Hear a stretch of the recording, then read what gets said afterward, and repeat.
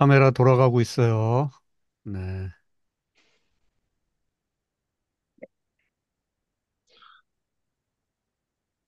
채우, 또, 이, 채우 아빠 들어오고 계시는가? 박희영 집사님, 와, 되게 깜깜하네. 거의 안 보이시는데요? 그럼 어떻게 신겨? 어떻게?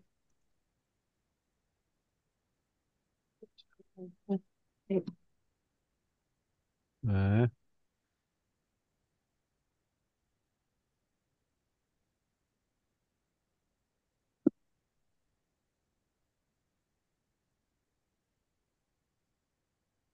우리, 근데 안 들어오시는 분이 많네.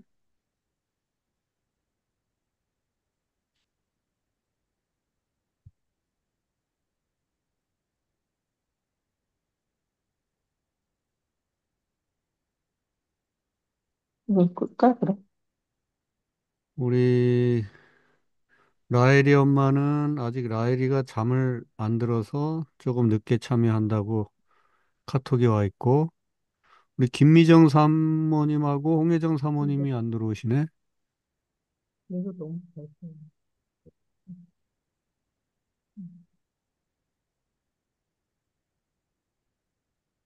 예. 전화해 볼까요? 네, 전화? 한번 연락해 보시고 저희는 시작을 해야 되겠습니다. 마냥 기다릴 수 없고. 네. 우리 김성희 씨께서 두 분, 홍혜정 전화는 사모님과 김미정 사모님 좀 연락해 보시고. 라엘이 엄마는 좀 이따 늦게, 홍혜정 사모님도 여기 올라왔네요. 연락 안 해도 될 것 같아요. 뭔가 지금 열심히들 하고 있는데, 홍혜정 사모님은 노트북 업데이트가 늦어지고 있어 못 들어가고 있어요.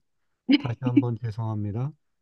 이렇게 돼 있고, 김미정 사모님은 뭔가를 보내려다가 삭제된 메시지입니다. 지금 이렇게 돼 있는데, 뭔가 좀 액티비티가 있긴 있습니다. 예. 자, 그러면 어쨌든 우리는 짧은 한 시간이기 때문에 일단 달려가고, 지금 이제 녹화 중이니까 나머지 못 본 분들은 또 녹화를 통해서 공유하도록 하겠습니다. 자, 먼저 뭐 다 우리 또 했지만은 첫 강의이기도 한데 새해 복 많이들 받으시고요. 다시 한번 인사드립니다. 복 많이 받으세요. 새해 복 많이 받으세요. 배우 많이 네, 돼요. 많이 받으세요. 감사합니다. 건강하시고, 예, 이 공부하는 동안에 특히 더 건강하셔서 성경 읽고 묵상하는데 빠짐이 없으시기 바랍니다. 네. 제가 기도하고 시작합니다. 하나님, 우리 바이블 12 2025년 이 신년 벽두에 저희들 함께 한 마음으로 시작할 수 있게 하시니 감사합니다. 시작이 반이라고도 하였고 또 유종의 미라는 말씀도 있습니다.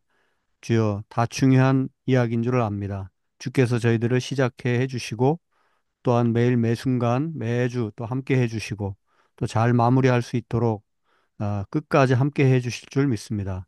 저희들 첫 시간 또 끝까지 함께 해주실 하나님을 찬양하며 주 앞에 나아갑니다. 저희들을 받아주시고 하늘의 지혜로 충만 채워 주옵소서. 이 시간을 주께 의탁하옵고 예수님 이름으로 기도드립니다. 네. 네. 아멘. 예. 이제 그러면 바로 화면을 한번 공유하고 첫 시간, 오늘이 첫 시간인데 오늘도 아마 바로 본론에 들어가진 못하고 조금 서론적인 이야기를 해야 될 것 같습니다.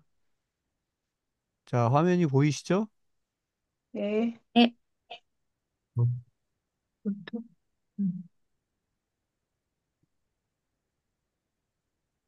자, 예. 바이블 12라는 이 화면이 보이셔야 됩니다. 예.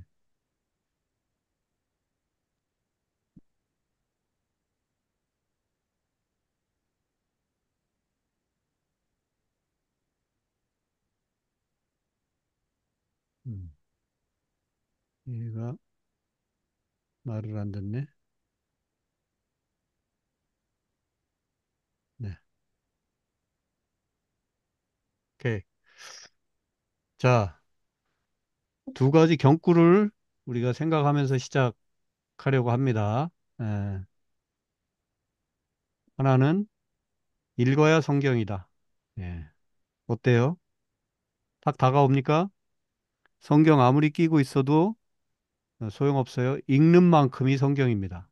예, 여기 해지고 이런 것들을 하나 넣었는데 성경이 이렇게 되려면 열심히 들고 다니면서 읽으면 해보신 분은 알지만 이렇게 성경이 예, 분리가 되고 이렇게 마치 너절너절하게 이렇게 되는 경우들이 있는데 열심히 읽다 보면 이런 일이 생깁니다. 예, 열심히 읽어나가는 이번 바이블 12, 뭐 언제든 그랬지만 이번에 특히 창세기로 창세기로부터 시작해서 계시록에 이르기까지 올 한 해 열심히 성경을 읽어가면서 이 과정 함께 소화하도록 하겠습니다. 예, 읽어야 성경이고 아는 만큼 보이죠. 아마 이런 데 대한 관심이 있어서 여러분들 또 함께 출발하는 줄 압니다. 네, 조금이라도 잘 성경이 좀 내 눈에 잘 들어오기를 아마 잘 보이기를 기대하는 여러분들의 마음 있을 거라고 생각하는데요. 예.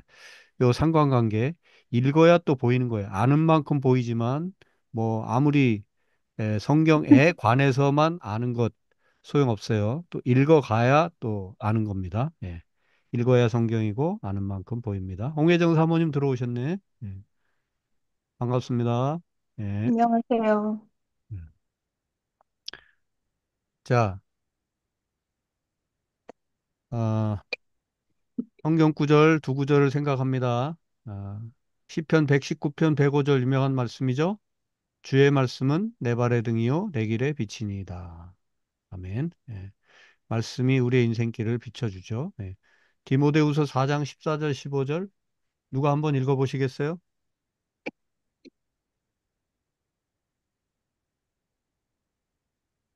누구든 큰 소리로. 그러나 너는 배우고 확신한 일에 거하라. 너는 내가 누구에게서 배운 것을 알며 또 어려서부터 성경을 알았나니 성경은 능히 너로 하여금 그리스도 예수 안에 있는 믿음으로 말미암아 구원에 이르는 지혜가 있게 하느니라. 아멘. 예. 성경에 관한 성경에 관한 좋은 말씀 구절이죠. 예. 그 시작이 어떻게? 너는 배우고 확신한 일에 거하라. 예. 배우는 것 중요합니다. 저절로 성령의 우리가 은혜를 사모하고 성령의 도우심을 구하지만 내가 열심히 배우는 데서부터 시작되는 거죠. 예, 하늘에서 거저 떨어지지 않습니다. 예, 그렇게 열심히 배우는 가운데 구원에 이르게 하는 지혜를 성경 안에서 경험하는 여러분 되시기 바라고 특히 내 인생길에 빛이 되시는 그 말씀을 확인할 수 있기를 바랍니다. 네, 성경의 요 한 카트가 아주 별것 아닌 것 같아도 매우 지금 요 한 카트와 이 다음 카트 이게 아주 오늘 중요한 이야기가 되겠는데요. 자, 아주 개괄적으로 신구약 다 아시죠? 구약은 39권, 신약은 27권. 그래서 총 66권이다. 39, 27. 예, 39 더하기 27은 66. 예, 그래서 구약 39권, 신약 27권, 총 66권. 예. 우리는 편의상 성경을 이렇게 지금 제본이 돼 있는 이렇게 책 한 권으로 이렇게 들고 다니잖아요. 예, 그러나 아, 굳이 나눠보자면 이렇게 66권이라고 말을 할 수가 있습니다. 예. 그 다음에 이제 그 한 14세기, AD 14, 15세기경에 성경의 장절수가 나눠집니다. 그러니까 우리가 지금 보는 거 창세기 뭐 1장 1절부터 몇 절까지 이렇게 나눠져 있잖아요. 장절이. 여기서부터는 2장이고 뭐 여기서부터는 3장이고 그리고 몇 절까지 있고 이 장절을 구분하기 시작해 그 내용은 있지만 장절을 구분해서 읽기 시작한 것이 AD 한 14, 5세기경에 와서야 비로소 장절 구분이 됩니다. 예. 그래서 그 장절, 그때 나눈 장절 구분에 따르면 1189장, 구약이 929장, 신약이 260장. 이렇게 해서 1189장이 됩니다. 예. 가장 긴 장은 아까 잠깐 인용했던 119편 105절이었죠. 주의 말씀은 내 발의 등이요 내 길의 빛이니이다 했던 그 구절이 담겨 있는 시편 119편이 가장 긴 장이 되겠고 가장 짧은 장도 시편의 117편이 되겠어요. 딱 두 절이죠. 시편 117편. 예. 그리고 성경에는 대략 거의 한 3천여 명의 인물, 2,930명의 인물과 1551곳에 이 숫자를 다 기억할 필요는 없지만 이렇게 많은 수천 명의 인물과 또 1500곳이 넘는 장소 이름이 등장한다는 거. 아주 이건 그냥 아주 객관적인 데이터를 말씀드리는 겁니다. 그리고 이제 여러분들이 성경을 요즘 같은 이제 인쇄 기술이 초고도로 발달된 그런 시기에 쓰여진 것이 아니라는 사실을 늘 좀 기본적으로 머릿속에 담고 계셔야 됩니다. 뭘 하나 기록하기가 매우 쉽지 않았던 시기, 아무리 예수님 때까지 거슬러 와도 그 당시는 파피루스지 혹은 돌 같은 데 새기기도 하고 가죽에다가 이렇게 긁어서 새기기도 하고 옹기 조각, 최후 지음이 옹기 알아? 저기 마이크 가능하면 주변에 소음이 없으면 예. 옹기 뭔지 알아요? 아니요, 지음이. 몰라요. 최후는 최후 안 들어왔나? 최후. 들어왔어요. 옹기가 뭔지 알아? 뭐 그릇 같은 거 아닌가요? 그래 그래 맞아. 어, 도자기 같은 거 이게 우리가 알잖아. 흙으로 이렇게 빚어서 만든 그릇들 중 그런 것들을 대부분 옹기 이렇게 우리 뭐지? 집에서 쓰는 여기 음식을 담기도 하고 뭐 된장 같은 거 담기도 하고 그런 어, 그런 옹기 조각 같은 데다가 긁어서 또 말씀을 새기기도 하고 어, 이 펜은 우리가 생각하는 뭐 모나미 볼펜 이런 게 아니고 저기 무슨 새 깃털 같은 데다가 얇은 거 뭐 이렇게 꽂아가지고 뭐 이렇게 한다든지 아주 그나마 이게 제일 발달된 기록 도구겠죠. 그 다음에 끌 같은 거로 이렇게 긁어서 파서 새기기도 하고. 그만큼 무슨 말입니까? 성경 말씀을 기록으로 남기는 것이 쉽지 않았던 시대에 정성을 들여서 기록을 해놓은 것들이 그 중에 하나가 성경이었다는 거. 그거를 이해하시고요. 그 다음에 성경이 이제 어떻게 구성되었는지를 살펴봤는데 성경의 성격 이 부분이 오늘 여러분들이 공부하시는 데 있어서 가장 좀 머릿속에 잘 담아 두셔야 될 이야기라고 할 수가 있습니다. 예. 지금 제 말씀 잘 들리죠? 네, 네. 네, 그리고 화면도 잘 보이고, 네, 네, 오케이. 자, 성경. 성경은 하나님의 말씀이잖아요. 그죠? 하나님의 말씀이지만 그 하나님의 말씀을 누가 기록했어요? 사람이 기록했어요. 하늘에서 이렇게 뚝 떨어진 게 아니에요. 아까 좀 전에 앞장에서 기록 도구를 살펴봤죠. 그죠? 이 기록 도구를 살펴본 이유는 이런 것들을 사용해서 사람들이 거기다 기록을 했다는 거예요. 그래서 약 40여 명이 이 성경 신구약을 합치면 한 40여 명의 저자들이 있고 그리고 그 저자들은 뭐 우리가 아는 대로 베드로 같은 사람은 어부죠. 예. 그래서 뭐 어부로부터 또 뭐 세리 또 뭐 다윗 저 시편 같은 경우 다윗의 시 같으면 왕 하여간 다양한 왕으로부터 어부와 세무원 뭐 기타 등등 다양한 계층의 사람들의 기록 그거 수십여 명의 기록이 모아진 거고 그리고 어느 한 시점에 달랑 써진 책이 성경이 아니고 적어도 1600년 이상에 걸쳐서 이렇게 기록된 그리고 다양한 계층의 수십 명의 저자의 기록들이 모아진 책이 성경이다. 예, 요거 머릿속에 담아두시고 그 다음에 언어도 구약은 주로 히브리어로 그리고 신약은 헬라어.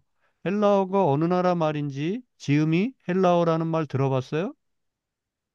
아니요, 못 들어봤어요. 어, 그 헬레니즘, 뭐 헬라 문명 이런 말을 못 들어봤어? 근데, 좀 들어본 것 같지? 예. 간단히 얘기하면 헬라어는 그리스어를 헬라어라고 해요. 예. 그리스어를 헬라어라 하고 히브리어는 이스라엘 백성들 히브리 민족이라고 그러지. 이스라엘 물론 고대 히브리어와 지금 이스라엘 백성들이 쓰는 현대 히브리어가 차이가 있지만 어쨌든 히브리어 이스라엘 백성들이 쓰던 말. 그다음에 예수님 오시던 당시 그때는 그리스 로마 문명이 전 세계를 그 중근동 지역을 지배할 때잖아요. 그래서 언어 자체가 요즘에 우리 가장 흔히 쓰는 언어가 뭐 영어 혹은 스페인어, 그리고 가장 일반적인 언어 영어죠. 그렇듯이 당시에 그 지역의 대부분의 사람들이 헬라어를 썼어요. 예. 그리고 또 그 중동 지역에 아람어, 시리아어가 또 많이 쓰였고 일반 백성들은 또 이 아람어를 많이 쓰기도 했어요. 그래서 성경은 히브리어나 헬라어나 아람어 등으로 기록되어 있다. 그 다음에 성경. 야, 성경이 진짜 훌륭한 책이고 책 중에 책이니까 딱 이것이 성경이다 한 권만 딱 있겠거니 싶은데 그렇지 않다는 거예요. 사본만 있어요. 지금 우리가 이렇게 딱 다 모아져 있는 성경을 이렇게 보니까 아, 이것이 성경이다 그러는데 여러 가지 사본만 있습니다. 그리고 그 사본들 중에서 이렇게 모아서 예를 들면 이게 간단히 얘기하면 이런 겁니다. 어, 그 다윗의 이야기를 기록한 문서들이 그런 사본들이 여러 종류가 있는 거예요. 뭐 예를 들면 10가지, 20가지, 수십 가지가 있어요. 그런데 그 중에서 몇몇 특별한 사본들을 이렇게 모아서 성경으로 구성이 되는 거예요. 그러니까 어느 것이 원본이다, 이것만이 진짜다, 이런 게 없어요. 다 사본들만 있어요. 카피본. 예. 그런데 그 사본들을 모아서 소위 캐논이, 성경이 형성이 된 것이다. 요 이야기는 내가 이제 이 강의를 진행해 나가면서 또 조금 더 디테일하게 설명할 수 있는, 그러니까 본문을 공부하면서 관련지어서 제가 좀 얘기할 기회가 또 있을 겁니다. 어쨌든 성경이 하늘에서 뚝 떨어진 책이 아니라는 것을 제가 지금 이 첫 번째 테마와 두 번째 테마를 통해서 말씀드리고 있는 거예요.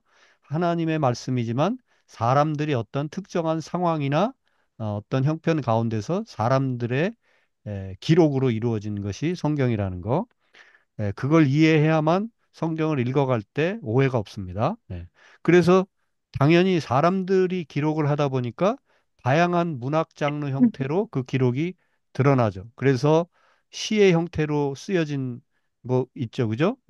시편은 뭐 누가 봐도 그야말로 시로 돼 있고, 그 다음에 산문, 어떤 나레이션 식으로, 모세오경 같은 경우, 뭐 예를 들면 어, 그렇죠? 그런 것도 약간 산문식이잖아요. 태초에 뭐가 있었는데 뭐가 어떻게 되고 뭐 바벨탑이 어떻게 하다가 뭐 하고 이런 어떻게 보면 어떤 이야기식으로 그렇게 써져 있는 것. 심지어 약간 소설 같은 느낌이 들기도 하고 신화같이 뭐 이렇게 그런 느낌이 드는 그런 요소도 있어요. 그 다음에 자서전 같이 쓰여진 그런 또 부분도 있고, 그 다음에 뭐 가장 많은 부분 또 차지하는 것이 역사서이죠. 그죠? 뭐 여호수아서 요즘 말씀 묵상 여러분 여호수아서 가지고 하고 계시잖아요. 여호수아서 그 역사를 배경으로 이렇게 마치 역사서인 것처럼 역사책인 것처럼 기록이 돼 있는데 물론 이것도 100% 일반적인 우리가 생각하는 역사책하고는 조금 다르지만 어쨌든 역사의 형태로 뭐 사무엘기 뭐 열왕기상하 역대상하 이런 것들 다 역사 어느 왕 때 어느 왕 몇 년 때 뭐 이제 이런 식으로 기록돼 있잖아요. 그래서 이제 역사서 형태로 기록돼 있는 것. 다시 말하면 성경 안에는 다양한 문학 장르가 있다. 이거 그러니까 읽을 때도 어떻게 읽어야 되겠어요? 내가 지금 시편을 읽으면서 역사책 읽듯이 읽으면 안 되겠죠. 그죠? 시편을 읽을 때는 아, 이게 시다라고 시로 읽어줘야 됩니다. 예. 그리고 신약에 오면 바울 서신이나 뭐 베드로 전후서 이런 베드로 이 사도들이 남긴 서신서 편지 글이잖아요. 그럼 편지 글을 읽을 때는 아, 편지가 누가 누구에게 쓰고 있고 어떤 형편에서 어떤 배경에서 지금 이 편지가 쓰여지고 있는가 이런 것도 이해를 해야 제대로 말씀을 받을 수 있겠죠. 네. 그래서 성경이 다양한 장르로 되어 있는 것이다. 이거 우리가 이해해야 할 것 같고요. 그 다음에 다시 좀 일반적으로 성경이 그럼 어떤 책이냐? 아, 성경이 일반 과학책과 같으냐? 아니라는 거예요. 예. 성경에 나오는 숫자나 연도 이런 것들을 막 끼워 맞춰가지고 거기서 어떤 인류의 역사를 뭐 풀어보려고 이렇게 하면 어떤 일이 생기냐면 성경에 나오는 숫자대로 인류의 역사를 배열을 하면 인류 역사가 6천 년도 안 돼요. 그거 이해할 수 있어요? 그렇게 하면서 각종 이런 과학적인 연구를 통해서 수억만 년, 수십억만 년 그런 오래된 지구의 역사들을 가설을 우리가 학교에서 배우기도 하는데 그거 다 틀렸고 무조건 성경에 나오는 숫자대로 배열해서 지구의 역사는 한 6천 년 정도 된다. 이렇게 고집하는 거는 성경이 그런 거 고집하라고 하나님이 우리에게 주신 책이 아니다라는 거. 일반 과학책이 아니라는 거. 끝에 암호집이 아니다라고 됐는데 암호집도 아니에요. 무슨 성경을 숫자를 잘 끼워 맞추고 막 이렇게 조립을 잘 하면 마치 뭐 어느 동네 가면 무슨 보물단지가 있는 그 보물섬을 찾게 해주는 그런 숫자나 어떤 암호 기호들이 박혀 있는 책이다. 이거 아니죠. 성경 그런 책 아닙니다. 그 다음에 성경에는 많은 부분이 역사의 흐름에 따라서 어느 시대를 말하는 어떤 역사책 형태로 쓰여져 있지만 일반 역사하고는 또 달라요. 예. 그래서 역사적으로 어떤 정확한 연도라든지 뭐 이런 것들, 물론 일반 역사도 어떤 그 역사가 기록한 자의 해석이 거기 반드시 들어가게 돼 있어요. 그래서 똑같이 어떤 전쟁이 있었다 하더라도 그 전쟁의 이유와 발발 과정 또 전쟁 이후의 상황 이런 것들을 누가 기록하느냐에 따라서 그 전쟁의 이유도 달라지고 그래서 역사책도 어떤 막 아주 100% 객관적인 역사책은 없어요. 다 역사를 기록하는 이의 주관적인 해석이 들어갈 수밖에 없는 게 역사책이죠. 근데 그럼에도 불구하고 이 성경은 그것보다 더 일반적인 역사책보다도 더 역사의 형태를 띄었지만 일반 역사책이라고 간주하기에는 어렵죠. 창세기 이야기를 읽으면서 일반 역사책 읽듯이 읽어서는 안 된다는 거죠. 예. 족장들의 이야기, 아브라함과 이삭과 야곱, 요셉 이야기가 나오는데 이것을 일반 역사책에 기록된 것처럼 읽으면 곤란해요. 그 앞에 창세기 1장부터 11장까지 창조부터 그다음에 뭐 노아의 홍수 이야기나 창세기 11장에 또 바벨탑 이야기나 이런 것들을 일반 역사책 읽듯이 읽어내서는 답이 안 나와요. 예. 그런 부분. 예. 그래서 성경은 일반 역사책도 아니다. 그러면 또 성경이 윤리책이냐, 착하게 잘 살아라, 뭐 그런 얘기 하려는 책이냐? 그것도 아니라는 거예요. 예. 그래서 성경이 이런 책들이 아니라는 거, 사람이 성령의 감동으로 쓰여진 하나님의 말씀인데 이것은 하나님 하나님께서 빚어주신 어떻게 보면 피조물, 인간이 어떻게 보면 하나님의 뜻에 따라서 진짜 인간답게 참 인간으로 살아갈 수 있도록 해주는 하나님의 매뉴얼, 하나님의 인간 매뉴얼에 해당하는 책이고, 그 다음에 조금 더, 다른 표현을 써보자면, 인간을 사랑하시는 하나님의 연애 편지, 뭐 이런 식으로 표현하면 조금 더 근접할 수 있을까요? 그러나 윤리책이거나 암호문집이거나 역사책이거나 과학책 이런 종류는 아니라는 거예요. 예. 자, 그 다음에 요게 이제 성령의 역사 이 부분 매우 중요한데요. 여러분, 어, 자, 창세기가 어떻게 시작하죠? 첫 구절이 애초에 해초에 하나님 하나님이 천지를 천지를 창조하시니 창조하시니라. 사실 이 구절에 이미 성경을 어떻게 접근해야 하는지가 벌써 딱 나옵니다. 자, 창세기 1장 1절 태초에 하나님이 천지를 창조하시니라 이것을 누가 보고 썼나요? 태초라는 그 어느 때에 자, 인간이 분명히 썼어요. 그죠? 하늘에서 태자가 뚜두둑 떨어지고 초자가 뚜두둑 떨어져서 조합해 보니까 태초에 하나님이 천지를 그런 게 아니라고 말씀드렸죠. 그러면 인간이 기록을 했어요. 그러면 태초에 하나님이 천지를 창조하셨다 하는 이 말씀을 그 어떤 인간이 태초라는 시점에 가서 하나님이 세상을 온 천지 만물을 창조하시는 것을 옆에서 지켜보고 눈으로 확인한 것을 기록했다? 아니잖아요. 그죠? 만약에 그런 거라면 이걸 기록한 자가 더 하나님이지. 하나님이 어떻게 하는 걸 옆에서 보고 그것을 눈으로 확증해서 기록한 거라면 예, 이것은 하나님이라는 존재가 이 기록자보다 더 못한 존재가 되는 거예요. 예. 그래서 태초라는 시간에 가서 옆에서 지켜본 자가 기록한 것이 아니라는 거. 예. 자, 그 다음에 지금 또 하나를 여러분 생각해 보셔야 될 게 여태까지 우리가 지금 현대 많은 과학 기술이 발전된 상황, 이 시대를 21세기를 우리가 살아가지만 여러분 뭐가 항상 먼저인가요? 기록이 먼저인가요? 사건이 먼저인가요? 사건이 생기고, 그죠? 그 사건에 대한 기록이 요즘에 뭐 아무리 녹음 기술이, 녹화 기술이 발달됐다 하더라도 또 뭐 일기를 열심히 쓴다든지 또 기자들이 쫓아다니면서 리포트를 한다든지 그렇게 하더라도 항상 앞서는 거는 사건이 먼저예요. 사건이 먼저고 그다음에 인간들이 그것을 기록을 하죠. 그죠? 네. 그다음에 이제 기록을 하면 그 기록에 대한 여러 가지 몇 사람이 기록을 하면 기록이 몇 가지 종류가 있잖아요. 그러면 이제 그 기록을 편집하게 되죠. 예를 들면 성경에도 예수님에 관한 기록이 크게 네 가지가 있어요. 마태가 기록한 예수님에 관한 이야기. 그죠? 마가가 기록한 예수님 이야기. 그런 식으로 마태, 마가, 누가, 요한 각 이 네 사람이 쓴 그런 예수에 관한 기록이 있죠. 예.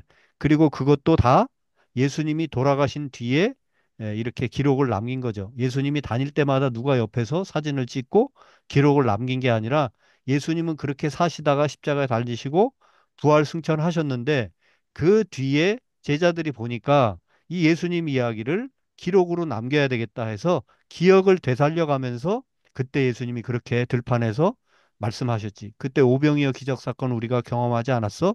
이거 다 기록으로 남겨야 되겠어. 이런 식으로 사건이 먼저 있고 기록이 나중에 있었다라는 거. 예. 그렇기 때문에 이 기록 중에 100% 사건에 맞아떨어질 수가 없고 시간이 앞뒤로 틀릴 수도 있고 숫자가 틀려질 수도 있고 그런 오류가 발생할 수 있겠죠. 그죠? 네. 그다음에 기록을 한 사람이 한 게 아니라 여러 사람이 기록하게 되면 지금 복음서만 해도 네 개가 되잖아요. 그러면 아마 복음서만 좀 비교해 봐도 예수님의 그 발자취가 조금씩 이렇게 복음서 기자마다 조금씩 엇갈리는 대목도 있다는 것을 우리는 확인하게 돼요. 그런데 성경은 그것을 어느 한 사람의 기록에다가 맞추지 않고 네 사람의 기록을 그대로 다 담고 있는 것이 우리 성경이라는 거. 이거가 되게 중요한 겁니다. 예. 마태만 맞아. 그러니까 마가 누가 요한은 이거 그냥 마태 이야기에다 어떻게든 다 낑겨 넣어가지고 적당히 나머진 다 잘라내고 적당히 마태복음에다 넣어서 그냥 복음서 하나로 이렇게 써놓은 책이 성경이 아니라는 거. 이거 매우 중요합니다. 네. 그래서 각자가 기록한 것들을 다 그 권위를 인정하고 또 이렇게 편집을 해서 성경으로 이렇게 들어오게 되는데 자, 그러면 편집 과정 중에는 여러 동일한 사건에 대한 여러 기록이 있을 수 있는데 그 여러 기록들이 굳이 예를 들면 10가지 기록이 있는데 그 10가지 기록을 또 다 채택한 건 아니에요. 정경화라고 해서 성경으로 이거는 성경이라고 하고 나머지는 외경이라고 하고 그 나머지는 또 거짓 위자를 써서 이거는 예수님 이야기 혹은 뭐 복음에 관한 이야기를 하고 하나님 이야기를 하고 있지만 이거는 거짓말에 많이 가까워. 그러니까 위경이라고 하자. 거짓 위자를 써서 그래서 캐논 이것은 진짜 하나님의 말씀이라고 할 수 있어. 그게 이제 캐논 정경이 되고 나머지는 요건 우리가 참고서로 좀 이렇게 틈틈이 많이 보면 좋겠네 해서 외경이라는 것도 생겨났고 위경이라는 것도 있죠. 그래서 우리가 보는 지금 이 66권은 결국 그 어떤 시간의 흐름 속에서 교회 공동체가 어느 시점에 이것만이 진짜 성경입니다. 이것만이 진짜 하나님의 말씀입니다. 이것이 예수님의 말씀, 예수님에 관한 진짜입니다. 라는 것들로 구성된 성경이 되고 나머지 비슷하지만 아닌 거 외경과 위경으로 이렇게 분리됐다는 사실. 그래서 정경화 어떤 과정, 어떤 시간의 과정이 있었다는 것도 우리가 알아야 돼요. 그래야 성경을 또 제대로 이해할 수 있어요. 이제 창세기 들어가 보면요. 제가 창세기 어, 공부 가르치면서 바로 말씀드릴 텐데, 여러 기록물들이 하나로 묶여져서 창세기 1장부터 50장까지가 이렇게 기록이 됐구나. 따로따로 다 문서가 사본들이 있었지만 그 사본들이 어느 시점에 이렇게 몇 가지 사본들이 이렇게 또 새롭게 편집이 되고 그러면서 그것이 이제 최종 구약의 이것이 창세기다 하는 이렇게 캐논으로 정경으로 이렇게 최종 확정이 되는 그런 과정들이 있었다는 것을 알 수가 있습니다. 예. 그래서 정경화 과정이 필요하고 그 다음에 자 이제 아까 히브리어, 헬라어, 아람어 등으로 성경이 구성되어 있다고 그랬잖아요. 예. 그런데 오늘날 지금 우리는 히브리어로 봐요. 여러분들이 성경을 한국말로 보잖아요. 또 혹은 독일말로 보잖아요. 예.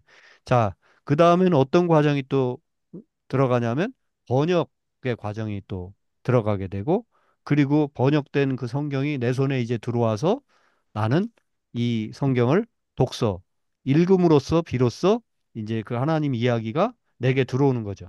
바로 성령의 역사, 성령으로 성령의 역사로 하나님 말씀이 쓰여졌다라는 그 이야기는 조금 더 확대하자면 이 모든 과정을 다 포함한다고 할 수 있어요. 사건이 벌어질 때도 또 그것을 기록할 때도 편집할 때도 또 정경으로 되어가는 과정 속에 그리고 그것을 다시 자기 편한 각 나라 말로 번역하는 과정에도 그리고 그 번역된 내가 가장 편히 읽을 수 있는 그 말씀으로 내가 읽어가는 그 과정 속에 성령은 역사하신다는 거예요.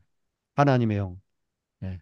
그 성령이 이 모든 과정 속에 함께 하시고 바로 이런 것들을 통해서 하나님의 말씀이 우리에게 임한다. 이렇게 이해하면 좋겠습니다. 예.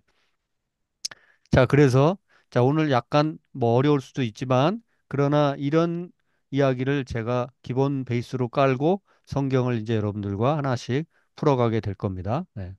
그래서 이런 성경에 관한 성경의 성격에 대해서 말씀을 잠깐 드렸는데 그런 베이스로 기독교에는 크게 세 가지 기둥이 있다고 이렇게 말씀드릴 수 있어요. 그래서 성경 없는 기독교 생각할 수 없죠. 그죠?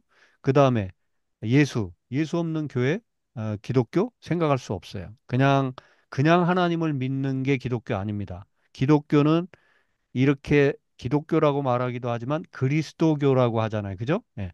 왜 그리스도교라고 해요? 예수를 그리스도라고 고백하는 교가 그리스도교예요. 그래서 예수가 없이 무슨 그냥 갓, 하나님, 절대자 하나님 이것만 가지고는 기독교, 그리스도교가 형성될 수 없어요. 존재할 수 없어요. 그리고 하나님의 말씀인 성경이 없이 기독교, 그리스도교 말이 안 되죠. 예. 교회 없는 기독교 말이 안 됩니다. 적어도 이 세 가지 기둥이 꼭 있어야 됩니다. 그리스도교회는 요걸 조금 더 자세히 설명하면서 가죠. 그래서 이렇게 한번 그림으로 생각해 볼 수 있는데요. 자, 어, 예수 사건이 있습니다. 예수님이 하나님의 아들이신 예수님이 이 땅에 오셨어요. 그리고 몇십 년간 사셨잖아요. 그죠? 그리고 십자가에 달리시고 또 다시 부활하시고 어, 승천하시고 한 가장 기본적인 예수 사건, 예수 이야기가 성경의 가장 알짬입니다. 예. 그 예수 이야기가 있고 그래서 예수가 중심에 계시고 바로 그것은 다르게 표현하면 달리 표현하면 살아있는 말씀. 그죠? 말씀이신 그분 요한복음에 의하면 태초에 말씀이 계시니라 그랬어요. 예.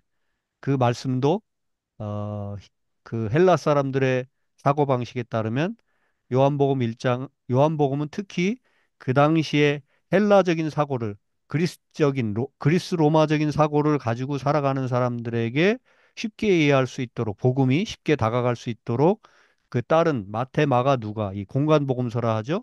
이 세 복음서와는 다른 출발을 보이고 있는데 마치 창세기 처음 시작하는 거랑 비슷하죠. 그죠? 창세기 태초에 하나님이 천지를 창조하시니라. 요한복음 1장은 태초에 말씀이 계시니라. 그런데 그 말씀은 하나님과 동등한 분이다. 이렇게 시작하거든요.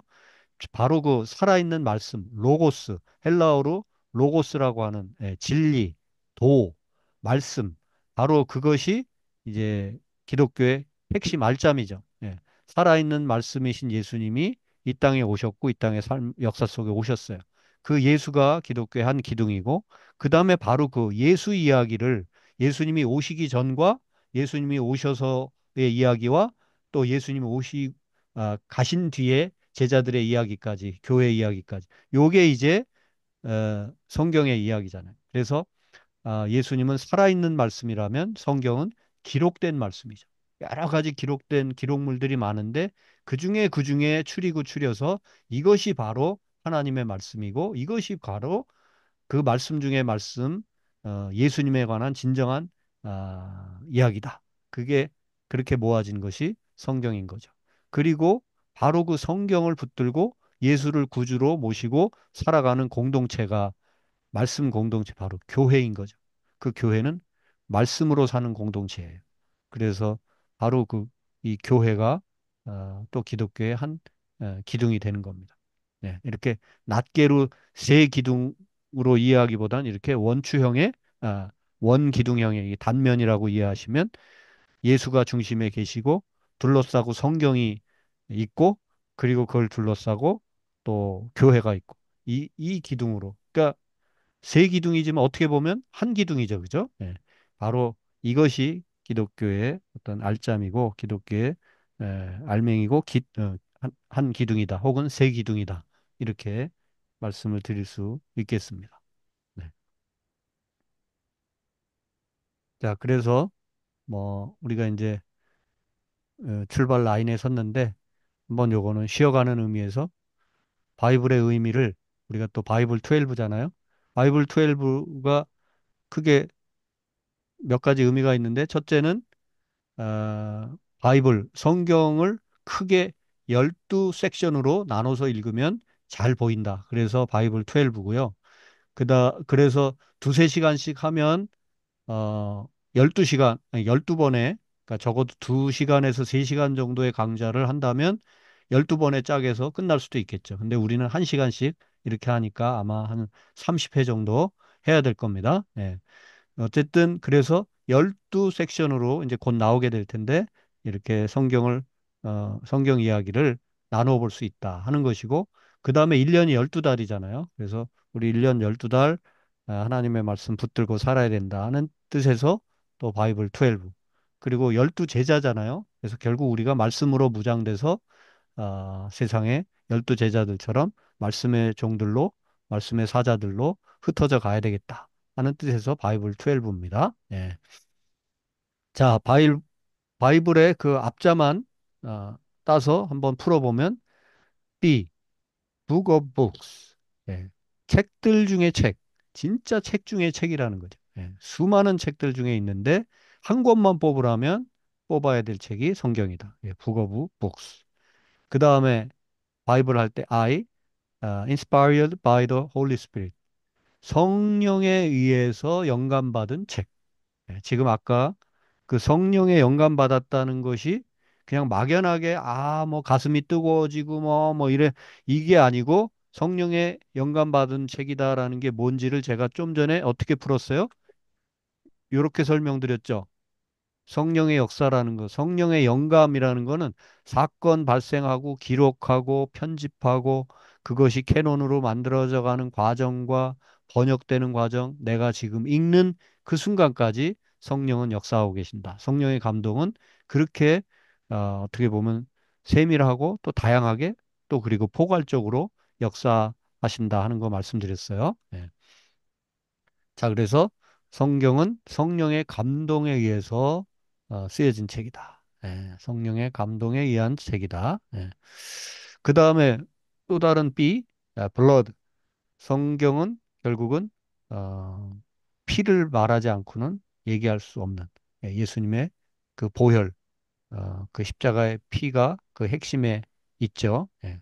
그래서 조금 이뭐 참혹한 그 전쟁터의 피 이야기가 아니라 결국 누군가를 위해서 속죄물로 자신을 내어주신 모든 인류를 위해서 자신의 온몸을 십자가에 내어주신 예수님의 그 보혈의 피가 이 바이블의 핵심 테마라고 할 수가 있습니다.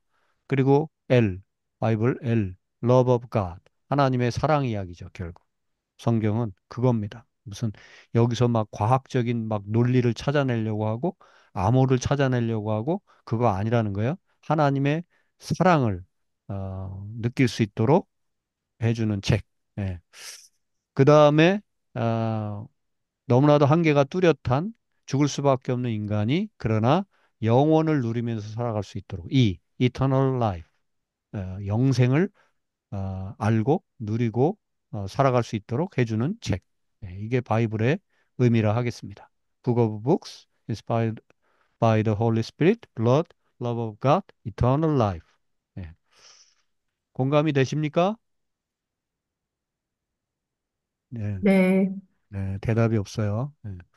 자, 그래서 오늘은 이제 진짜 두루두루 이런저런 제가 이제 강의를 해나가면서 아무래도 이런저런 얘기를 할 때 자연스럽게 오늘은 우리 낚시로 치면 밑밥을 깔아놓는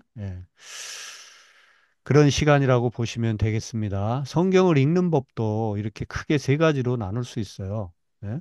완독, 정독, 속독. 천천히 읽는 거, 딱 또박또박 정확히 읽는 거, 그 다음에 속독, 빨리 읽는 거. 다 나쁘지 않습니다. 나름대로 장점들이 있어요. 물론 그 얘기는 나름대로 약점이 있지만, 그러나 우리는 약점을 자꾸 얘기하기보다는 이 각각이 갖는 장점을 봐야 되겠죠. 예, 완독은 나무를 보는 거, 세세히 살피는 거면 천천히 읽는 거니까. 그래서 깊은 묵상을 할 수 있고, 우리 말씀 읽기, 그죠? 말씀 일기에 일정에 따르면 우리 지금 매일 성경 일정에 주로 이제 우리 교우들이 함께 맞춰서 가는데 이 매일 성경 일정은 6년이 가야 성경을 한번 볼 수 있게끔 돼 있는 거예요.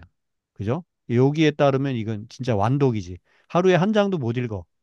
그러나 뭐 1절부터 10절까지만 읽고 이렇게 하지만 깊이 묵상하는 거예요. 이런 방법도 좋아요. 그래서 우리는 이거는 기본으로 하는 거지. 우리 선교교회 교우들은 매일 뭐 한 10절 혹은 열 몇 절 이런 정도의 짧은 구절들을 읽으면서 늘 그 말씀을 묵상하고 또 뭐 이렇게 기도로 적어 본다든지 몇 줄이라도 또 묵상한 것들을 이렇게 흔적을 남기는 이게 완독이 되겠어요. 그 다음에 이제 정독은 여러분들이 이번에 한번 요걸 해보시면 좋겠다 싶은데 뭐 바쁘시면 속독도 좋아요. 이제 속독부터 한번 먼저 얘기해 볼까요? 속독은 진짜 그야말로 빨리 읽는 거죠. 요즘에 뭐 찾아보시면 정말 뭐 테이프 엄청 빨리 돌리듯이 그렇게 어, 그 테이프 같은 걸 돌리면서 나는 눈으로만 따라가는 그런 방법. 아니면 내가 정말 빨리 읽을 수 있으면 정독도 소리내서 읽을 수 있지만 속독을 내가 최대한 뜻 뭐 이런 거 생각하지 말고 무조건 빨리 읽는 거예요. 최대한 내가 빨리 읽는데 아마 여러분들이 아무리 빨리 읽으려고 해도 입을 벌려서 소리내서 빨리 읽으려고 하면 절대 빨리 읽어지지 않습니다. 예. 눈으로 가는 거에 반의 반도 못 쫓아가요. 예. 그래서 속독은 사실은 소리를 어디 녹음된 게 있으면 이걸 막 1.5배속, 2배속, 3배속 이렇게 빨리 돌리고 소리는 남들이 내주고 나는 눈으로 따라가는 거예요. 그러면은 금방금방 해서 뭐 일주일이면 성경을 통독 한번 할 수가 있고, 그 저는 한국에 있을 때도 그렇고 여기 와서 몇 차례 경험했습니다만 한국에 있을 때는 좀 자주 거의 뭐 1년에 한 번씩은 목회자들 막 모여가지고 금식기도 들어가서 무조건 어, 일독을 하고 나오고. 빨리 읽는 거예요. 예. 그렇게 하기도 하고 성도님들 몇십 명과 함께 월요일부터 토요일까지 시간을 내서 진짜 최대한 빨리 읽는 거죠. 그래서 그렇게 하면 일주일이면 일독을 해요. 예, 그런 방법이 있죠. 예. 그래서 소리를 눈으로 따라가는 방식, 그 다음에 예, 이거는 너무 주마간산격으로 너무 건성 읽는 거 아니냐 그러는데 꼭 그렇진 않아요. 건성 읽을 수는 있지만 그렇게 빨리 읽어가도 한 단어나 구절들이 팍팍팍 들어온다고요. 아무리 빨리 읽어도 또 걸리는 게 있어요. 그리고 이제 전반적인 흐름을 또 읽어낼 수가 있고요. 그래서 속독이 주는 또 장점도 있습니다. 여러분들이 이제 올해 우리가 이제 기본적으로 완독을 하시면서 말씀 묵상을 하셔야 되는데 여러분들이 이 바이블 12에서 특히 꼭 하셔야 될 일은 이 정독이 되겠습니다. 그래서 소리 내서 읽으면 더 좋고요. 소리 내서 만약에 오늘 매일 내가 서너 장씩은 말씀을 꼭 읽고 그래서 1년이면 일독을 한다. 이렇게 했을 때 여러분들이 소리 내서 읽으면 마치 한 번 일독을 해도 이독이나 삼독을 한 효과가 있습니다. 왜냐하면 내 입에서 소리가 나가면 귀가 다시 그걸 들어요. 그 분명히 이것은 최소한 두 배의 효과가 있어요. 예, 그래서 소리 내서 한번 읽어보면 더 좋겠다. 예, 114 운동 우리 주보에 매일 나가고 있죠. 하루에 말씀 한 구절 묵상하고 일기 쓰고 네 장씩 하루에 읽는다. 예, 정독해서 가능하면 소리 내서 주변에 사람이 방해가 안 된다면 소리 내서 읽어도 좋겠다. 예, 이렇게 완독과 정독, 속독을 소개해 드렸어요. 완독은 나무를 보는 거겠죠. 예, 자세히 디테일하게 한 나무를 보는 거고 정독은 숲을 보고 속독은 전체 산, 산맥이 어떻게 흘러가는지 산을 보는 거죠. 예. 자, 오늘 여기까지 할까요?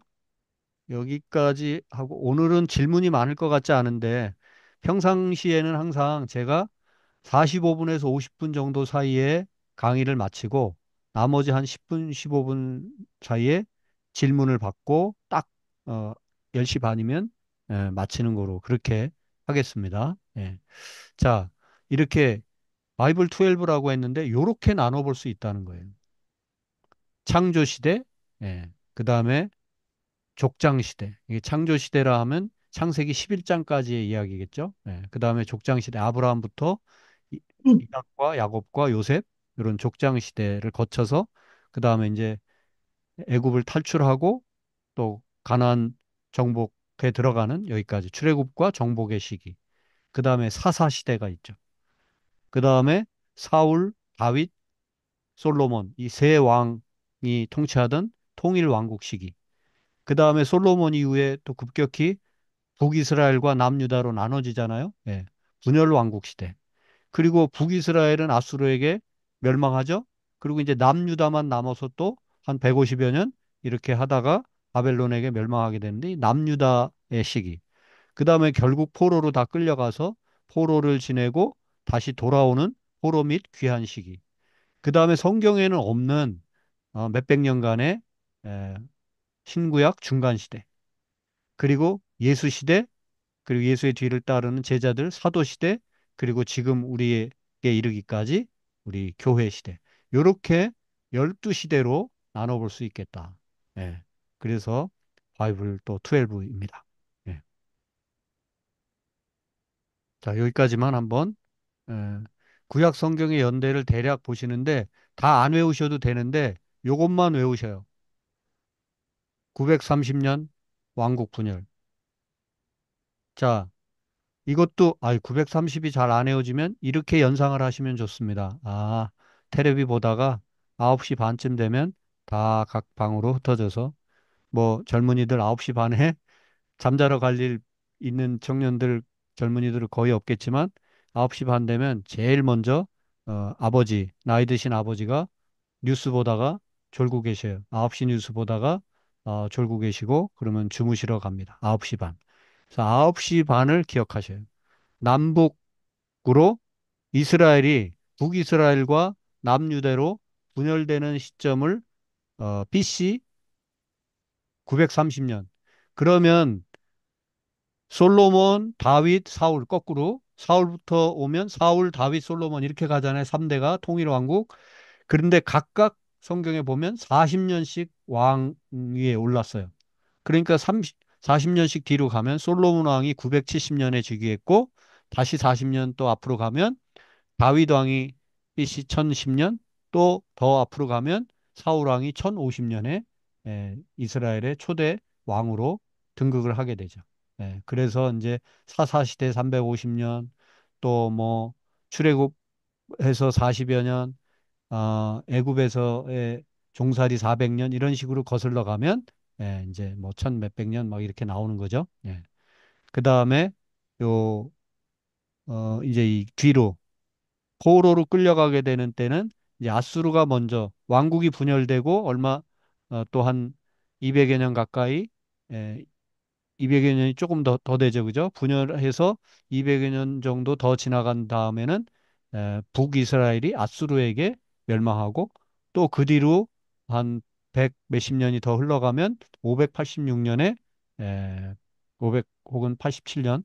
자, 요것도 말씀드리면 어디 보면 721년이라고 돼 있고 722년이라고도 돼 있고 또 어디 보면 586년이라고 돼 있고 바벨론 포로가 587년이라고 돼 있는 책도 있고 그런데 그게 이스라엘 달력이 그렇게 좀 복잡해요. 그래서 어떻게 보면 7이고 6이고 어떻게 보면 1이고 2고 그렇게 되니까 오해 없으시기 바라고 대략적으로 721 혹은 722, 586 혹은 587 이 무렵에 에, 북쪽이 아수르에게 남쪽은 바벨론에게 멸망했다. 이런 정도. 그 다음에 이제 536년 만에 536년에 포로에서 귀환을 하고 이게 이제 고레스가 명령을 내려서 돌아오는 70년 만에 돌아왔다 그러는데 이 606년에 처음으로 포로로 끌려가기 시작할 때부터 계산하면 한 70여 년 되죠. 그러니까 그렇게 그리고 이 444년도 좀 한번 기억해 주시면 느헤미야나 이런 사람들이 돌아오게 되었을 무렵.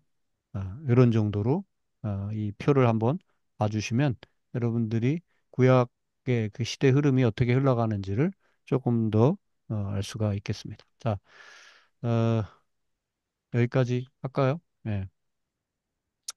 자, 여러분들 어떻습니까? 조금 서론적인 부분이 몇 카트 더 남아 있는데 지금 23분 딱 찍었어요. 그래서 아직 한 7분 남았기 때문에 질문 내지는 오늘 또 공부하시면서 들었던 생각, 또 앞으로 어떻게 하고 싶다, 뭐 한마디씩 하고 마무리하죠. 이제는 마이크를 다 켜주세요. 자, 지금 제가 볼 때, 다 들어와 계신 건가요? 네.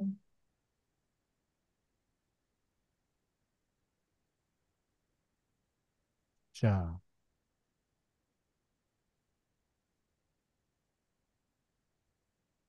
우리 라엘이 엄마 언제 들어오셨어요? 저 처음 9시 한 45분쯤 들어왔어요. 그래요. 네. 오늘 뭐 질문, 혹시 먼저 질문 있으신 분 있으면 질문 주세요. 오늘은 뭐 딱히 질문이 없으시면 라엘이 엄마는 뭐가 좋았어요? 오늘 공부한 거 중에? 기억에 남는 거? 좋은 거요? 그럼 나쁜 거 얘기하든지.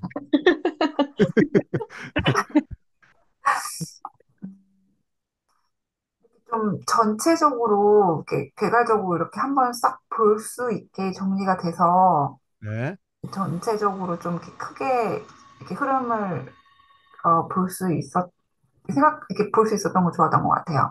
네, 네. 막 억지로 뭐가 좋았다 이런 얘기를 제가 끄집어내려는 건 아니고요. 여러분들이 오늘 공부하시면서 강의를 잠깐 들으면서 뭐가 이렇게 특히 나한테 임팩트 있게 왔다 하는 이제 이런 거 얘기해 주시면 좋습니다. 김혜경 그럼 저는 집사님? 질문을 하나 해도 될까요? 돼요. 질문이 제일 좋아요. 그냥 오늘 강의를 들으면서 문득 든 생각인데, 네, 왜, 하나님은 이 성경을 이야기하실 때 네, 굳이 이게 유대인의 역사잖아요. 사실 엄청 큰. 네. 이 역사를 선택하셨을까라는 질문이 좀 네. 생각이 오케이. 들었거든요. 좋은 질문입니다. 아, 그게 뭐랑 연결되냐면 왜 예수님은 굳이 이스라엘 땅에 오셨을까? 그 질문하고 마찬가지예요. 그렇죠? 음, 예.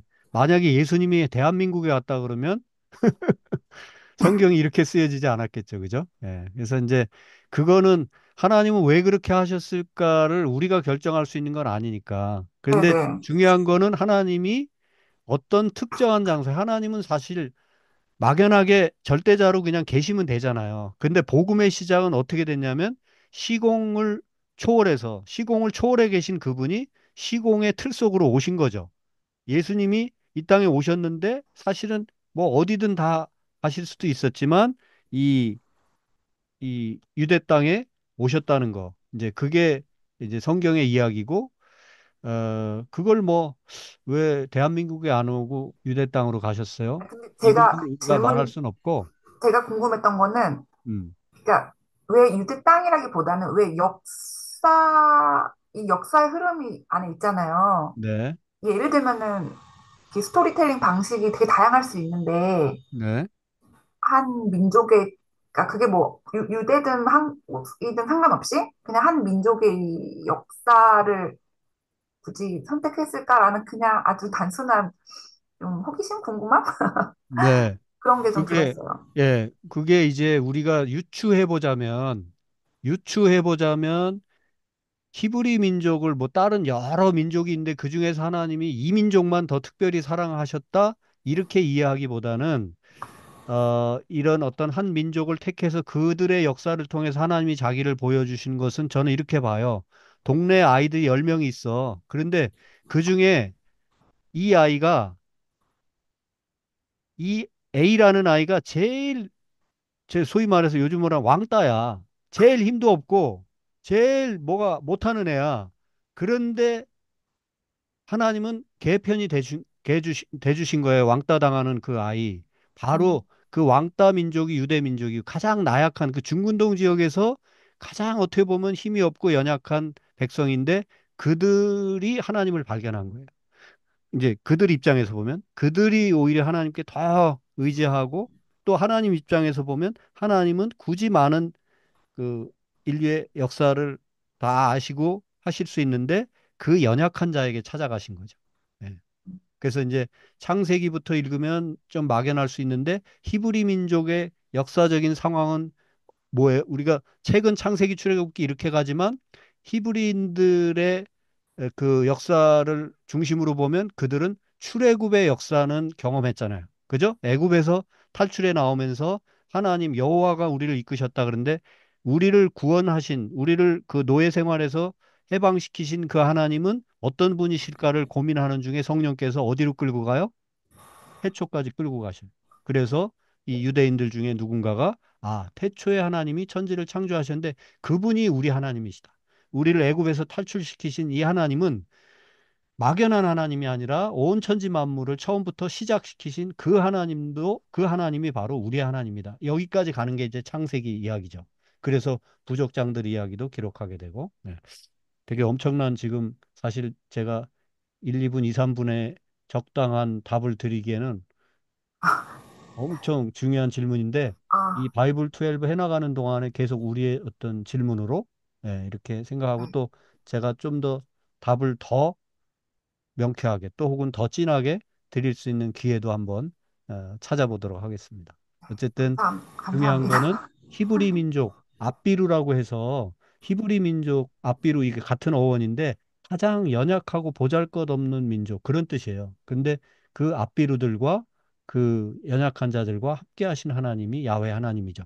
예.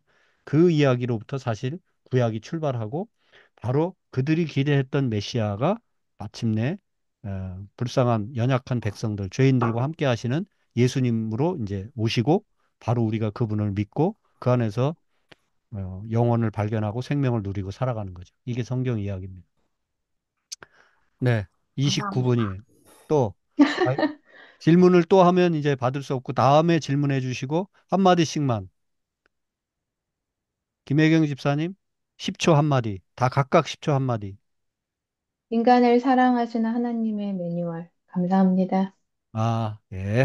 자, 예. 성경을 그렇게 이해하면 좋겠다는 거죠. 미정 사모님, 네. 네. 마이크 네. 안 나오나요, 마이크가? 나와요. 한 말씀 하시라고 10초. 네. 기대가 됩니다, 앞으로. 네. 네. 네. 앞으로의 기대를 말씀해 주셨어요. 지음이, 네, 열심히 하겠습니다. 네. 각오, 한마디. 네, 그다음에 민경훈 집사님, 아, 감사합니다. 시간 내주셔서. 네. 최우, 최우야, 마이크 오픈해. 열심히 하겠습니다. 네. 나랑 똑같은 거 얘기. 똑같은 거 하지 마. 아, 씨. 어? 강사가 45분 동안 뭘 떠들었으면 거기서 뭔가를 매치해서 얘기를 해주는 예의도 배려도 있어야죠. 예. 열심히 하겠다는 건 좋은 거예요. 그러나 지음이 얘기한 대로 똑같이 하지 마. 그래. 자, 홍혜정 사모님. 과학책이 아니라고 말씀해 주셔서 마음이 편했어요. 예전에 제가 다른 성경 공부할 때 이걸 과학책으로 해석을 해가 되게 불편했거든요. 네. 공부하는 네. 내내. 네, 일반 과학책이 아니라고 딱 명쾌하게 말씀을 해주니까 네. 마음이 편합니다. 네. 감사합니다. 늦지 네. 않고 열심히 하겠습니다. 감사합니다. 박희영 집사님은 지금 왔다 갔다 하시나 봐요. 아, 네, 한 말씀. 네, 감사합니다. 네. 네. 감사합니다. 홍혜정 사모님 지금 말씀하셨는데 또 우리가 공부하면서 말할 기회가 있겠지만 한마디만 붙이자면 진짜 성경을 저는 성경을 그렇게 푸는 사람들을 오히려 저는 적그리스도라고 생각하거든요. 아주 좀 과하게 표현하자면 이게 성경을 잘못 풀면 진짜 하나님을 모독하는 거거든요. 근데 성경을 과학책으로나 뭐 이상한 뭐 역사책 또 암호문제 뭐 계시록에 나온 숫자를 뭐 어떻게 하면 뭐가 어쩌고저쩌고 막 이런 것들이 말씀의 본질을 흐리는 오히려 적그리스도예요. 그래서 우리가 말씀을 제대로 배워야 되겠다. 네, 여러분들 기대하시는 바대로 좋은 일들이 이루어질 줄 믿습니다. 아멘. 자, 확인 안 해도 되겠죠? 성경 지금 몇 장씩 계속 매일 읽고 계셔요? 네. 네, 네, 이거 하셔야 돼요. 이걸 안 하면서 하면 강의가 살아있지 않아요. 반드시 여러분들이 성경을 읽다가 성경 어느 구절에서 뭐 이렇게 관련돼서 질문이 나오면 여러분들이 실력이 팍 느는 거예요. 근데 그냥 성경 안 읽고 제 강의만 듣고 생각 떠오르는 질문만 하면 그 실력이 그렇게 늘질 않습니다. 네, 저도 지금 현대 성경으로 창세기 거의 다 이제 읽어가고 있는데 너무 좋아요. 이렇게 여러분들과 또 공부를 하면서 좀 나름대로 또 다른 버전으로 이렇게 매일 또 몇 장씩 읽으니까 또 저도 개인적으로 많은 도움이 되고 도전을 받습니다. 네, 벌써 3분이 지났어요. 33분입니다. 이제 우리 반장님, 네, 그 다음 주에 다들 이상 없으시죠? 네. 네, 우리 다음 주에 그러면 그대로 수요일 9시 반, 저녁 9시 반에 뵙기로 하고요. 아직도 제대로 출발 못하신 분 있다면 성경을 매일 몇 장씩 바로 요 한 주간 동안 부지런히 따라오시기 바랍니다. 예. 예, 그러면 우리 반장님 기도해 주시고 마칩니다. 사랑의 하나님 감사합니다. 이렇게 좋은 시간 주시고 함께 성경을 보며 목사님의 지도 아래 저희가 배워갈 수 있게 하심을 감사합니다. 성경에 대해 더 깊이 알고 저희 마음에 새기며 저희 등불이 되는 그 성경을 사랑하며 기대하는 한 해가 되게 하여 주시옵소서. 아멘. 예수님의 이름으로 기도합니다. 아멘. 아멘. 아멘. 예, 한 주간 또 건강하게 잘 지내시고요. 예, 오늘 그런 마음 여기까지 되세요. 합니다. 감사합니다. 안녕히 감사합니다. 감사합니다. 계세요. 예. 세요. 이제 사요. 음.